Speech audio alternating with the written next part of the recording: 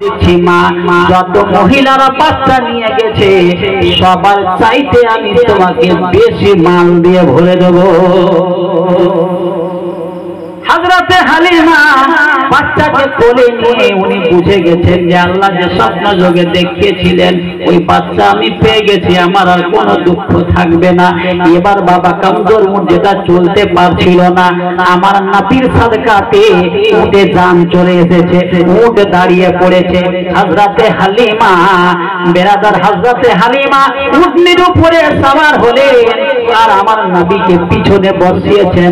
উট বাবা চলে না, উট চলে না, উট আওয়াজ দেন, হালিমা শোনো না রে, আমি নবীকে পিছনে বসিয়ে রেখে আগে চলতে পারবো না, কারণ জঙ্গল দিয়ে যখন যাব আমাকে জঙ্গলের পশু পাখিরা পর্যন্ত বলবে যে এই উঠি তুই এত বড় বেয়াদব রে যে নবীকে পিছনে বসিয়ে রেখেছিস, এই জন্য আমি এত বড় বেয়াদবি সহ্য করবো না। আমার নবীকে যতক্ষণ পর্যন্ত সামনে না বসিয়েছ আমি উঠলি একটা কদম নড়তে পারবো না। উটনিকে সামনে যেমনই বসানো হয়েছে যে উটনি চলতে পারছিল না, এত চলতে লাগলেন, এত চলতে লাগলেন যে মহিলারা অর্ধেক রাস্তা পেরিয়ে গেছিল। সমস্ত মহিলাদেরকে পিছনে রেখে হযরতে হালিমা যেন আগে বেড়ে যাচ্ছে। মহিলারা জিজ্ঞাসা করছে, হালিমা তুমি যখন গিয়েছিলে যে উটনিটা নিয়ে গেছিলে ওই উটনিটা কোথায় রে? হালিমা বলে, বহিন ওইটাই উটনি। বলে, এটা কেমন কথা বলছো যে উটনি তোমার মরার মতো উটনি চলতে পারছিল না, এত কমজোর উটনি এত জোরে চলছে, বিশ্বাসই হয় না। আমার হালিমা বলে, ও মক্কার মহিলারা, তায়েফের মহিলারা, যে বাচ্চাকে গরিব ইয়াতীম বলিয়ে তোমরা নিয়েছিলে না রে, ওই বাচ্চাকে আমি নিয়েছি। এই বাচ্চার সাদকাতে উটনির জানের উপরে জান চলে এসেছে।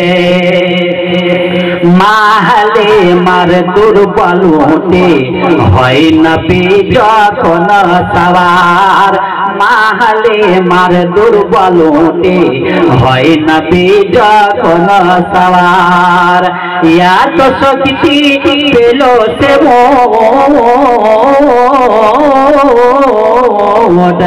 এত শক্তি পেল সে মোট, সবার আগে আগে চলে। মাহলে মার দুর্বল উঠে হয় নবী যখন সওয়ার।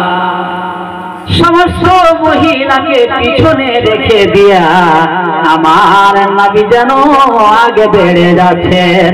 হালিমা দেখেন যে নবীকে যখন সঙ্গে নিয়ে যাচ্ছি আরে গাছপালারা পর্যন্ত আমার নবীকে দেখে ঝুঁকে ঝুঁকে সালাম করছে। জীবজন্তু যত আছে সব নবীকে দেখে সালাম করে।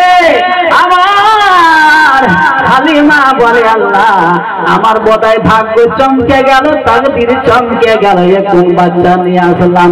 আরে জঙ্গলের পশু পাখিরা পর্যন্ত আমার নবীকে দেখে যদি কোথাও বসে থাকে, নবী যখনই পার হয় আমার নবীকে দেখে জঙ্গলের পশুরা পর্যন্ত সম্মানার্থে দাঁড়িয়ে যায়। বেরাদার বন্ধুগণ, আমার নবীকে নিয়ে হযরতে হালিমা খুশি খুশি বাড়িতে রওনা হলেন।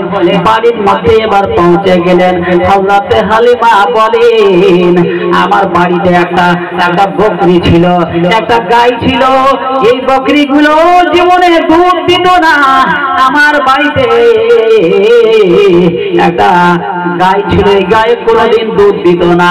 আমার নবীকে নিয়ে যেমনই আমি বাড়ির মধ্যে কদম রেখেছি, হযরতে হালিমা বলেন, আমি দেখলাম যে আমার যে ছাগল জীবনে কোনোদিন দুধ দিত না, আমার নবীর সাদকায় ছাগলের স্থান যেন দুধে ভরপুর হয়ে গেল। নবীর সদকায় আল্লাহর নবী পয়গম্বরে আযম এবার আমার হালিমার কাছে লালিত পালিত হতে শুরু করলেন। বাবাজি হালিমা দেখেন যে আমার নবী হায় রে হায়, একটা কথা মাথাতে রাখবেন বাবা, বিশ্ব জগতের বাচ্চারা খেলনা নিয়ে যখন খেলেন তো কোন খেলনা নিয়ে খেলেন? আরে বাচ্চারা কেউ হাসুয়া নিয়ে, কেউ লাঠি নিয়ে, কেউ প্লাস্টিকের খেলনা নিয়ে, কেউ আর কিছু নিয়ে। আমার নবী দুনিয়ার কোনো খেলনা নিয়ে খেলতেন না। আমার নবীকে যখন ঝুলনাতে রেখে দেওয়া হতো, আমার হালিমা বলেন আমার নবী এই আঙ্গুলের ইশারাটা যেদিকে করতেন, এই চন্দ্র আমার নবীর আঙ্গুলের ইশারাতে ঘোরাফেরা করত। নবী খেলনা, দুনিয়াবি কোনো খেলনা নাই, আসমানের চন্দ্র পর্যন্ত নবীকে চিঠে বলুন সুবহানাল্লাহ। বেরাদার বন্ধুগণ আমার, হযরতে হালিমা বলেন যে আমার নবী এবার আস্তে আস্তে আমার কাছে লালিত পালিত হতে লাগলো। আমার নবীর ব্যাপার নিয়ে হযরতে হালিমা বলেন যে এভাবে কয়েকদিন এরকম হয়ে গেল। আস্তে আস্তে কয়েকদিন পার হলো।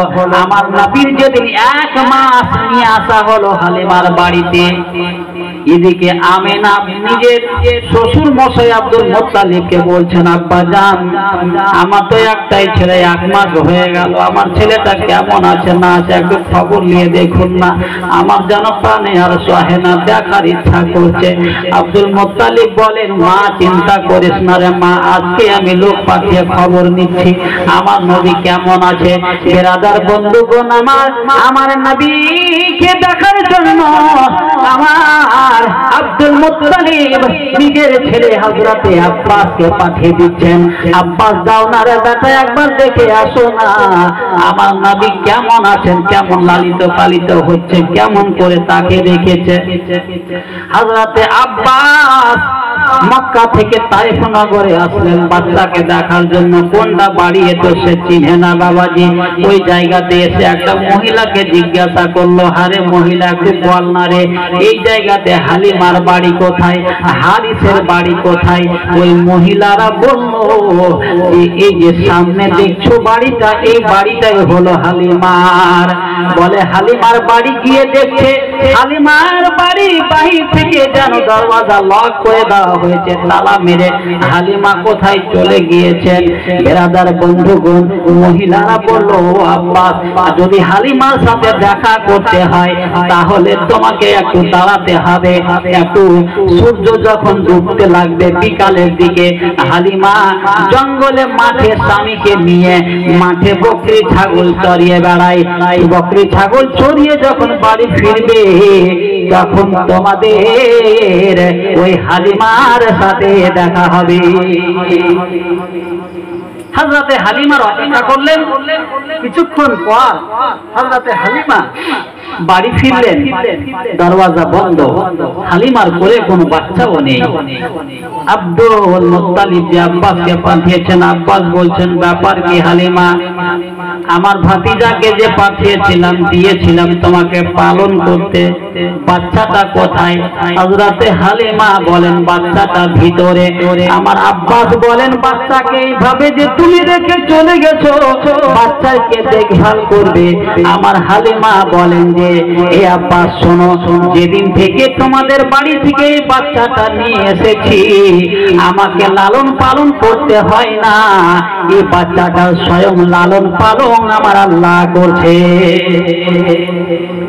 হযরতে হালিমা দরওয়াজাটা যেমনই খুললেন, আমার নবী যে ঝুলনাটাতে ঝুলছিলেন রে বাবা, ওই ঝুলনাটা দাঁড় হয়েছিল না। আমার আল্লাহ বলেন, এরে ফেরেশতা জিবরাইল আর দেরি করিস না, আব্বাস দেখার জন্য এসেছে যে নবীর কেমন লালন পালন হচ্ছে।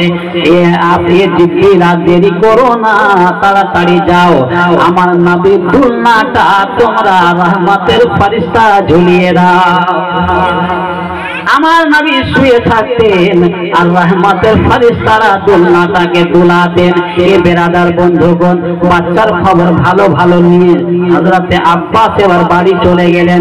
বেরাদার বন্ধুগণ আমার, হযরতে হালিমা আমার নবীকে নিয়ে রাত্রে যখন ঘুমান, পার্শ্বের কিছু মহিলারা আলোচনা করতে লাগলো যে যেমন তোরা হোক কালকে সকালে হালিমার সাথে একটু ঝগড়া করবো। হালিমার সাথে ঝগড়া করবো তো বলছে ঝগড়া কেন করবি? এই জন্য ঝগড়া করবো যে হালিমার ঘরে, আরে এত মহঙ্গাইয়ের যুগ, হালিমার ঘর